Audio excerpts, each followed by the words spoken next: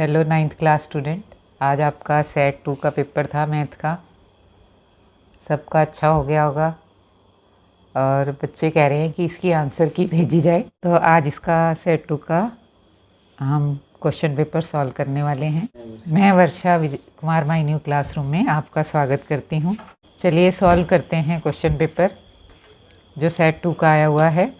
इसमें first question आया हुआ था, समीकरण 2x + y = 7 में x बराबर 1 के लिए y का मान क्या होगा।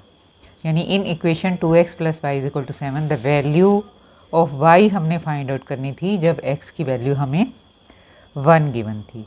तो ये हमारा फर्स्ट का सॉल्यूशन सिंपल सा था।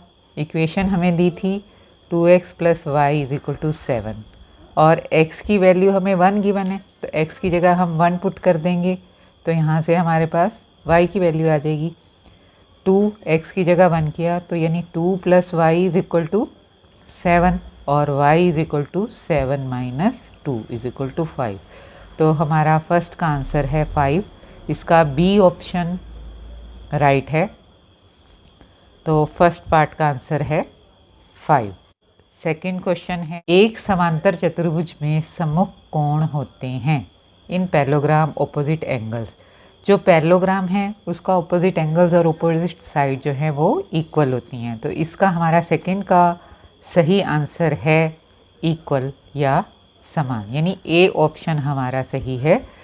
पैरेललोग्राम के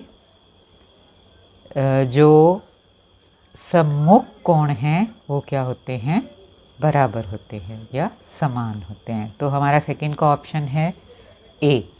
अगला हमारा थर्ड क्वेश्चन था, एक समबाहु त्रिभुज का परिमाप 180 सेंटीमीटर है, इसका क्षेत्रफल होगा, यानी perimeter of equilateral triangle is 180 centimeter, then its area will B.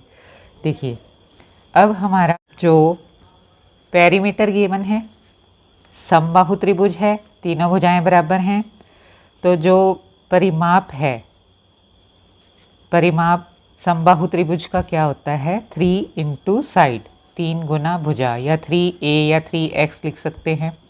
तो ये हमें कितना गिवन है, 180 सेंटीमीटर। तो यहाँ से a की वैल्यू हमारी आ जाएगी, यानी साइड या त्रिभुज की भुजा a क्या होगी, 180/3, ये 60 सेंटीमीटर हुई। तो अब हमें भुजा मिल गई, हमने समबाहु त्रिभुज का क्षेत्रफल निकालना था। तो समबाहु त्रिभुज का क्षेत्रफल इक्विलेटरल ट्रायंगल का एरिया क्या होता है, इसका क्षेत्रफल का फार्मूला है हमारा √3/4 × साइड स्क्वायर। तो ये हमारे पास क्या आएगा, √3/4, a स्क्वायर मीन्स a हमारी आई है 60 × 60, 4 1 ज़ा 4 5 ज़ा, इसको मल्टीप्लाई करके हमारा आ रहा है 900√3 सेंटीमीटर स्क्वायर। अब हमारे पास जो ऑप्शन गिवन थे इसमें से हमारा ऑप्शन बी सही है, ऑप्शन बी सही है, 900√3 सेंटीमीटर स्क्वायर। नेक्स्ट हमारा फोर्थ क्वेश्चन है, -2x + 3y = 6 को ax + by + c = 0 के रूप में लिखने पर c का मान होगा। यानी अगर हम इक्वेशन -2x + 3y = 6 को in form as ax + by + c की फॉर्म में लिखेंगे तो c की वैल्यू क्या होगी। क्वेश्चन का आंसर, हमारे पास इक्वेशन जो गिवन है -2x + 3y = 6 है। अगर हम इसे स्टैंडर्ड फॉर्म में लिखे तो ऐसे लिख सकते हैं, 2x + 3y - 6 = 0। और हमें इसे किस फॉर्म में लिखना है, ax + by + c = 0। अब अगर हम बाय कंपेयरिंग कोफिशिएंट करें तो हमारे पास सॉल्यूशन आ जाएगा। जैसे a का b का कंपेयर करें, अब हमें सिर्फ c का पूछा गया है, तो c का बाय कंपेयरिंग कोफिशिएंट क्या आएगा, value of c will be -6। तो इसका सही आंसर है -6। सब बच्चों ने ये सारे क्वेश्चन सही किए होंगे क्योंकि आज का पेपर बहुत सिंपल आया हुआ है। तो नेक्स्ट क्वेश्चन है अब हमारा क्वेश्चन 5। एक चतुर्भुज के सभी कोणों का योग बराबर होता है। देखो, चतुर्भुज के सभी कोणों का योग 360 होता है, तो इसका सही ऑप्शन है हमारा सी पार्ट 360 डिग्री। चतुर्भुज के सभी कोणों का योग क्या होता है? 360। तो ये 5 तक तो बहुत ही सिंपल क्वेश्चन थे, सब बच्चों के सही होंगे ये क्वेश्चंस। तो चलिए अब अगला क्वेश्चन हम देखते हैं, क्वेश्चन नंबर 6। त्रिभुज का क्षेत्रफल बराबर होता है। अब किसके बराबर होता है, इसका हमने फार्मूला लिखना है। देखो, हमारा जो त्रिभुज का क्षेत्रफल है उसके हमारे 2 फार्मूलाज हम लिख सकते हैं। अगर हमें हाइट और बेस गिवन है या हमें तीनों साइड गिवन है, तो ह्यूरन सूत्र के अनुसार जो एरिया ऑफ ट्रायंगल है, ये हमारा 6 क्वेश्चन का आंसर है। एरिया ऑफ ट्रायंगल क्या होगा? अगर हमें तीनों साइड दी हैं तो पहले हम S निकालेंगे, सम ऑफ साइड, और फिर एरिया ऑफ ट्रायंगल निकालेंगे। एरिया ऑफ ट्रायंगल क्या है आएगा हमारे पास? Under root S into S minus a into S minus b into S minus c. जो बच्चों ने ये लिखा है उनका ठीक है। अगर कोई बच्चे ये भी लिख के आए हैं कि एरिया ऑफ ट्रायंगल जो है 1/2 इंटू बेस इंटू हाइट है, तो ये भी ठीक है, क्योंकि अगर हमें बेस और हाइट दिया होता है तो हम ट्रायंगल का एरिया इस फार्मूला से निकालते हैं, और अगर हमें तीनों साइड दी होती हैं तो ह्यूरन फार्मूला से निकालते हैं। तो ये हमारे दोनों आंसर ठीक होंगे, चाहे हमने S वाला लिखा है या बेस इंटू हाइट वाला। ये 6 क्वेश्चन हमारे सॉल्व हो गए हैं। नेक्स्ट है क्वेश्चन नंबर 7, आपके क्वेश्चन पेपर में दिया है रेखिक समीकरण x + 2y = 2 का आलेख y अक्ष को किस बिंदु पर काटता है। इसका हमने ये बताना था कि अगर हम इसकी स्ट्रेट लाइन ड्रॉ करें बाय ग्राफ, तो ये y एक्स पर किस पॉइंट पर कट करता है। अब हमारे पास इक्वेशन क्या गिवन थी? x + 2y = 2। यहाँ से पहले हम टेबल बनाएंगे, तो अगर हम x की वैल्यू को सेपरेट करते हैं तो ये लिखा जा सकता है 2y को उधर शिफ्ट करते हैं -2y, और अब हम y की डिफरेंट वैल्यूज़ के लिए x की वैल्यूज़ फाइंड आउट करते हैं। When we put y = 1, x की वैल्यू क्या आएगी? 2 - 2 × 1, यानी 2 - 2 = 0। वैसे तो हमारा यहीं पे ही पॉइंट आ गया y1 x 0। अब अगर हम एक और वैल्यू पुट करें y = 2, तो x की वैल्यू क्या आएगी? 2 - 2 × 2, 2 - 4 -2। y2 के लिए x आया है -2। इसी तरह अगर y की एक और वैल्यू कंसीडर करें, हम 3 या 4 वैल्यूज़ के लिए निकालते हैं। y को अगर हम 3 कंसीडर करते हैं तो x = 2 - 2 × 3, और 2 - 6 = -4। तो y = 3 के लिए x आया है -4। अगर हम इसे ग्राफिकली शो करेंगे तो यहाँ हमारे x के पॉजिटिव, x के नेगेटिव, y के पॉजिटिव, y के नेगेटिव, ये ओरिजिन है। तो पहला हमारा था x 0 पे y1, तो 1 2 3 4 हमने इस तरह से पॉइंट लिए होंगे, 1 2 3 4, -1 -2 -3 -4। x जो है 0 है तो y 1 है, ये पॉइंट आया। नेक्स्ट हमारा था x2 है -2 और y2।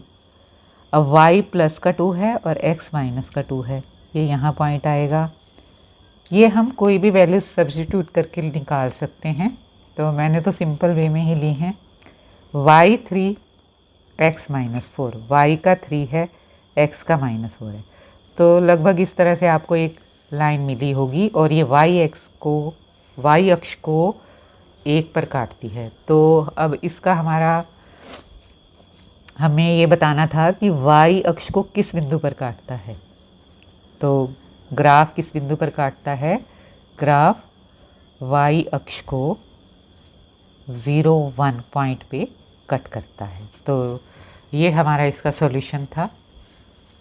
अगला हमारा 8th क्वेश्चन था, एक चतुर्भुज जिसकी भुजाओं का केवल एक युग्म समांतर है वो क्या कहलाता है।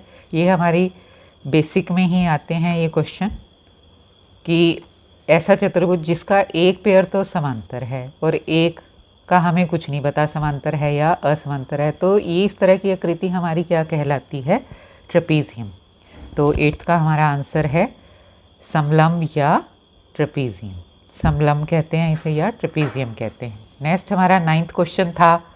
9th क्वेश्चन में y = 3x + 5 डैश चरों वाला समीकरण है। देखो अब इसमें दो चर हैं, चर और अचर राशि हमें छोटी क्लासेस में 6th में ही बता दी जाती है। चर वो होती है जो चेंज होती रहती है और अचर होती है जिसकी वैल्यू चेंज नहीं होती। जैसे 3 और 5 अचर राशियां हैं और x और y क्या हैं, चर हैं। तो ये 2 वेरिएबल वाला है इक्वेशन, यानी दो चरों वाला रेखिक समीकरण है। ठीक है, ये हमारा 9th क्वेश्चन हो गया। बहुत सिंपल क्वेश्चन आए हुए थे आज 9th के पेपर में। ये सभी क्वेश्चन 1-1 मार्क्स के थे। आगे अब हमारा 10th क्वेश्चन है। लगभग सभी बच्चों के सारे क्वेश्चन सही ही होंगे, बिल्कुल सिंपल क्वेश्चंस थे। नेक्स्ट हमारा है 10th क्वेश्चन। यह है, एक त्रिभुज की दो भुजाएं 18 सेंटीमीटर और 10 सेंटीमीटर है। इसका परिमाप 42 सेंटीमीटर है। इस त्रिभुज का क्षेत्रफल ज्ञात कीजिए। ये हमारा बुक का ही NCERT बुक का ही क्वेश्चन है। यानी हमें ट्रायंगल दिया है जिसकी दो साइड 18 सेंटीमीटर और 10 सेंटीमीटर है और पेरीमीटर गिवन है। यहाँ से हमें थर्ड साइड मिल जाएगी क्योंकि जो हमें परिमाप दिया है यानी तीनों भुजाओं का योग जो दिया है वो 42 सेंटीमीटर दिया है। और एक साइड्स क्या दी हैं इसकी भुजाएं, दो भुजाएं दी हैं 18 सेंटीमीटर और 10 सेंटीमीटर। तो तीसरी भुजा हम निकाल लेंगे। तीसरी भुजा कैसे निकलेगी, परिमाप में से दोनों भुजाओं का योग घटा देंगे, यानी 18 और 10 का योग घटाएंगे तो ये हमारी 14 आएगी। अब हमारे पास तीनों साइड्स हैं तो हिरन फार्मूला से हम इसका क्षेत्रफल निकाल सकते हैं, एरिया निकाल सकते हैं। पहले हम s की वैल्यू फाइंड आउट करेंगे। s क्या आता है, a + b + c/2। a क्या 18 प्लस b क्या है 10 प्लस c 14/2। इन सब का सम 42। वैसे भी पेरीमीटर हमें पता था, यहाँ से भी हम ले सकते थे 42/2 21 सेंटीमीटर। अब हमारा क्षेत्रफल या एरिया आएगा √s × s - a s - b s - c means √s की वैल्यू हमारी क्या है 21 × 21 -18 × 21 -10 × 21 -14। तो ये हमारी वैल्यूज़ क्या आएंगी 21 × 21 - 18 3 है, इसको लेस करेंगे 11, 21 में से 10 किया 11 और 14 किया तो 7। अब इसके हम क्या करेंगे, फैक्टर्स बना लेते हैं। जैसे 3 × 7 × 3 × 11 × 7, तो इनका स्क्वायर हो जाएगा। तो अगर हम स्क्वायर रूट लेंगे इनका 3 × 7 × √11 आ जाएगा, मीन्स 21 √11 सेंटीमीटर स्क्वायर। ये हमारा 10th का सॉल्यूशन आएगा। सब बच्चों का ये ठीक होगा, ज़्यादा बड़ी कैलकुलेशन नहीं थी। अगला हमारा है 11th क्वेश्चन। एक चतुर्भुज के कोण 4:5:10:11 के अनुपात में है, तो इसके सभी कोणों का मान ज्ञात कीजिए। यानी angle of quadrilateral are in ratio 4:5:10:11, then we have to find all the angles of quadrilateral. तो हम लेट कंसीडर करते हैं। अब रेशियो तो दी है हमें 4:5:10:11, तो हम कंसीडर करते हैं let angles are, angles of quadrilateral are 4x, 5x, 10x and 11x। अब हमें एक क्वेश्चन पहले भी आया था कि sum of angles of quadrilateral, 4 angle of quadrilateral 360 होता है। Means 4x + 5x + 10x plus 11x जो है वो 360 है। क्या ये हमें मालूम है कि सम ऑफ एंगल्स ऑफ जो क्वाड्रिलेटरल है इज़ 360। तो यहाँ से अगर हम इसका सम निकालते हैं क्या आएगा 30x is equal to 360, then x will be 360/30 और 360/30 तो ये हमारा आ गया 12। तो अब हमारे पास 4 एंगल्स निकल जाएंगे, यानी 1 एंगल हमारा 4x था, मीन्स 4 × 12 48, तो 8 एंगल 48 डिग्री का आ गया। नेक्स्ट था 5x मीन्स 5 × 12 60 डिग्री आ गया। नेक्स्ट था हमारा एक एंगल 10x, 10 × 12 120 डिग्री आ गया। और लास्ट था हमारा 11x, तो 11 × 12 132 डिग्री। तो इस तरह हमारा सभी क्वाड्रिलेटरल के एंगल्स हमने फाइंड आउट कर लिए। 12th क्वेश्चन है हमारा, k का मान ज्ञात कीजिए जबकि x बराबर 2 और y बराबर 1 समीकरण 2x + 3y बराबर k का एक हल हों। यानी हमें x और y जो है वो वैल्यू दे रखी है जो इस इक्वेशन के सॉल्यूशन हैं, यानी हमने अब k की वैल्यू फाइंड आउट करनी है। अब x = 2 और y = 1 क्या है, इसके सॉल्यूशन हैं, ठीक है। समीकरण 2x + 3y बराबर k का हल है। तो इसका हल है तो मतलब ये इस इक्वेशन को सेटिस्फाई करते हैं, मींस हम x और y की वैल्यू पुट करेंगे यानी इक्वेशन में, तो 2 × x की जगह वैल्यू 2 पुट करेंगे, प्लस 3 × y है, y की जगह 1 पुट करेंगे, इज इक्वल टू। तो यहाँ से हमारे पास क्या आया, 2 × 2 = 4 plus 3 is equal to k और value of k will be 7। ये हमारा 12th का सॉल्यूशन हो गया। सिंपल क्वेश्चंस थे। नेक्स्ट है हमारा 13 के 2 पार्ट्स हैं। फर्स्ट पार्ट है prove that the angle bisector of parallelogram form a rectangle.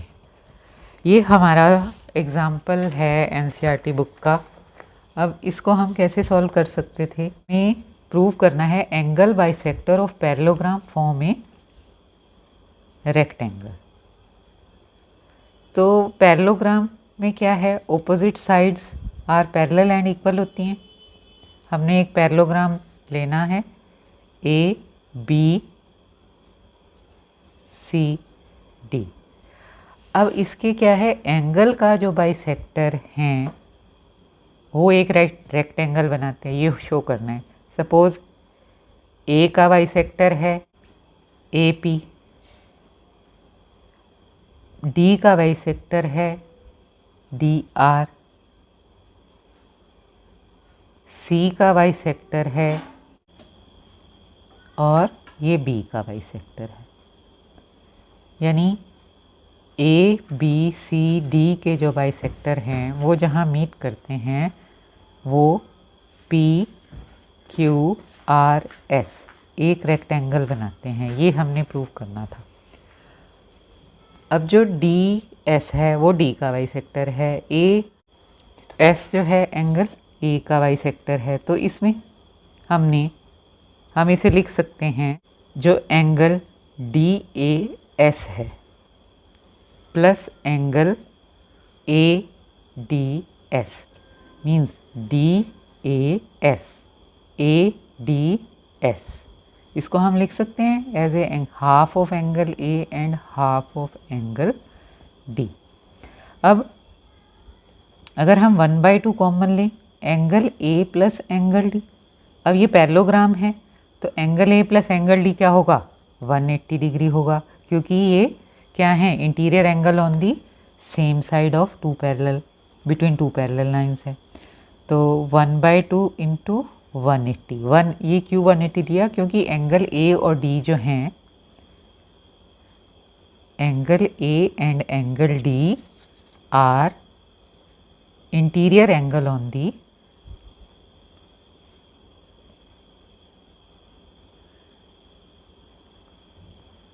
Same side of transversal. तो यहाँ से हमारा ये दोनों एंगल का सम क्या आ जाएगा 90, यानी angle D A S plus angle A D S will be 90। इसी तरह अगर हम एंगल सम प्रॉपर्टी का यूज़ करें, angle D A S plus angle A D S plus angle D S A means D A S A D S, ये वाला हम जो ले रहे हैं, और एंगल डी एस ए ये 180 डिग्री होगा। एंगल सम प्रॉपर्टी है, ट्रायंगल के तीनों, ये वाला ट्रायंगल अगर हम कंसीडर करें, तीनों कोण जो हैं वो 180 होते हैं। अब इन दोनों का सम हमारे पास क्या आया है 90, तो 90 plus angle D S A क्या है 180। यहाँ से एंगल डी एस ए हमारा क्या आ जाएगा 180 माइनस 90 और 90 आ जाएगा।